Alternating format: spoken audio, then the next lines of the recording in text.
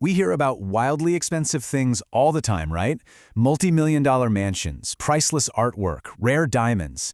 But very rarely does a piece of engineering totally transcend its category to become, well, a modern myth.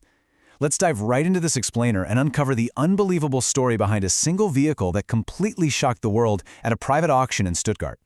We're talking about the Mercedes-Benz 300 SLR Uhlenhaut Coupé, a machine that defied literally every single expectation of the collector's market.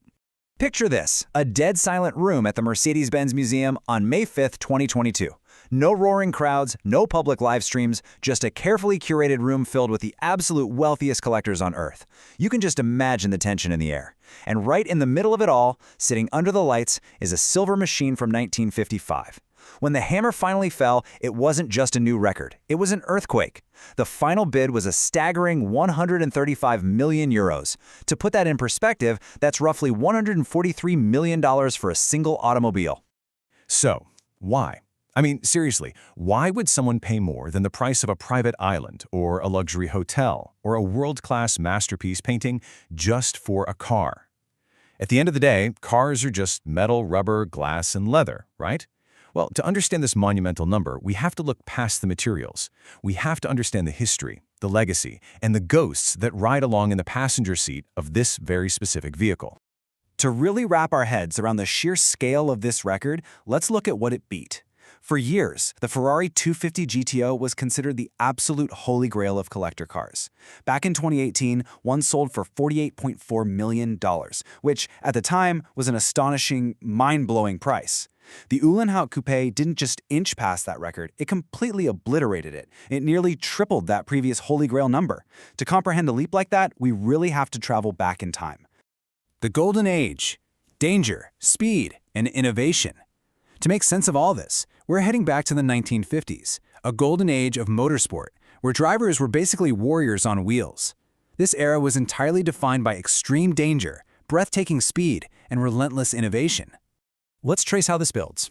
In the 1940s, after World War II, Mercedes was aggressively reestablishing their dominance on the track. Then, fast forward to the spring of 1955, Sterling Moss and Dennis Jenkinson pull off a legendary, record-breaking victory at the Mille Miglia in an open-top 300 SLR, tearing across Italy at unimaginable speeds.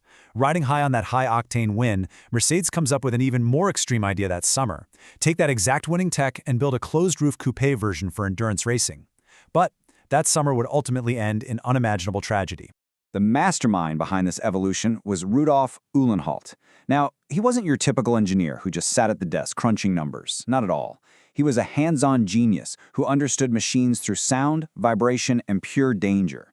He actually tested these cars himself and could drive them just as fast, sometimes faster, than the professional racing drivers on his own team. He knew exactly what a racing car should feel like right at its absolute limit, and he poured every ounce of that knowledge into the coupe that would end up bearing his name. Think about what made this thing tick for a second.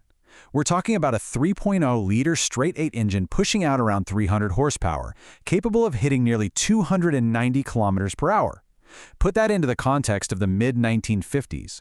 Normal cars on the road back then were massive, heavy, and painfully slow. Highways weren't like they are today, and safety technology was, well, pretty much non-existent. Yet here was a machine capable of speeds that still demand profound respect even today.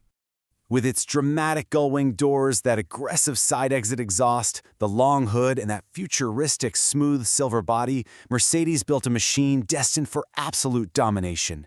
Everything about it was purposeful. It wasn't built for a comfy Sunday drive. It wasn't some showpiece to be parked on a pristine lawn. It was a highly tuned weapon, engineered specifically for long-distance endurance races, giving drivers better aerodynamics and just a tiny bit more protection. The tragedy that stopped time. The story pivots dramatically right here, shifting our focus to a really dark moment that changed motorsport history forever. Just as the Uhlenhaut Coupé was prepping to conquer the racing world, the entire context of racing itself was violently altered. In June of 1955, at the prestigious 24 Hours of Le Mans, one of the darkest events in sports history unfolded. A catastrophic crash involving a Mercedes racing car launched burning debris straight into the packed spectator area. Over 80 people were killed, including the driver, Pierre Levege, and countless others were injured. The sheer, horrific scale of the tragedy sent shockwaves across the entire globe. Following that horrific event, Mercedes-Benz finished out the 1955 season.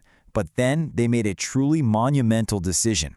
They completely withdrew from motorsport. Because of that sudden tragic exit, the 300 SLR Uhlenhaut Coupé was totally stripped of its purpose. The endurance races it was specifically designed to dominate, they were no longer on the calendar for Mercedes. It never got the racing life it was built for. Which brings us to an absolutely crucial point. Only 2 of these machines were ever built. Not 20, not 10, just 2. And because they never got to race, they instantly transformed into mythical artifacts.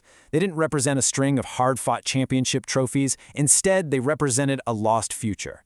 A perfect piece of engineering, frozen in time, stopped literally moments before it could prove its greatness to the world. Decoding the €135 million price tag. Okay, let's fast forward back to that private auction in 2022. Now we can finally start to synthesize exactly what drove those collectors to bid such unprecedented amounts. When you combine the engineering, the tragedy, and the myth, you get a perfect storm of value.